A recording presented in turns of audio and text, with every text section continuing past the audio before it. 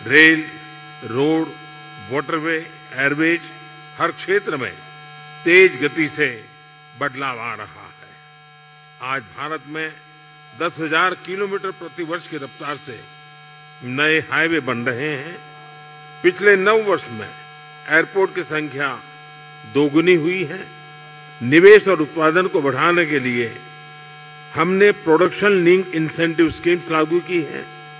Logistics cost कम होने से भारत का मैन्युफैक्चरिंग सेक्टर कॉम्पिटिटिव हो रहा है। रिन्यूएबल एनर्जी के क्षेत्र में भारत वर्ल्ड लीडर्स में से एक है। हम भारत को solar energy, wind energy, electric vehicles, green hydrogen, green ammonia जैसे क्षेत्रों में ग्लोबल मैन्युफैक्चरिंग हब बनाने के लिए सक्रिय रूप से कदम उठा रहे हैं। स्वाभाविक है कि इससे भारत में रिन्यूएबल टेक्नोलॉजी का एक बड़ा मार्केट बनेगा। आज भारत में विश्व का तीसरा सबसे बड़ा स्टार्टअप इकोसिस्टम है। भारत में इस समय 100 से भी अधिक यूनिकॉर्न है। आईटी, टेलीकॉम, फिनटेक, एआई और सेमीकंडक्टर्स जैसे क्षेत्रों में हम make in India, make for the world के विजन को आगे बढ़ा रहे हैं।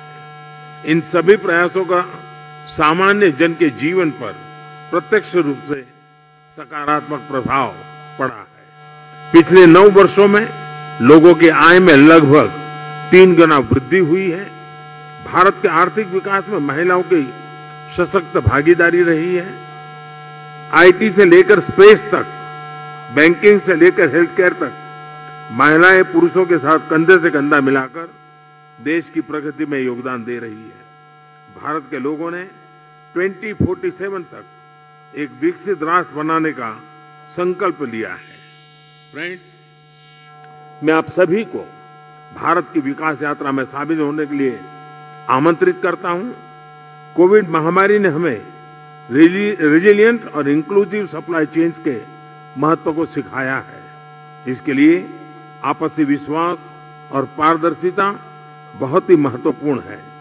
हम एक दूसरे की ताकतों को जोड़कर पूरे विश्व, खासतौर पर ग्लोबल साउथ के कल्याण में महत्वपूर्ण योगदान दे सकते हैं। एक्सेलेंसी, मैं एक बार फिर ब्रिक्स बिजनेस जगत के लीडर्स को उनके योगदान के लिए बधाई देता हूं। इस मीटिंग के शानदार आयोजन के लिए मैं मेरे मित्र राष्ट्रपति रामाफोसा का भी आभार व्यक्त करता हूं। बहुत बहुत धन्यवाद।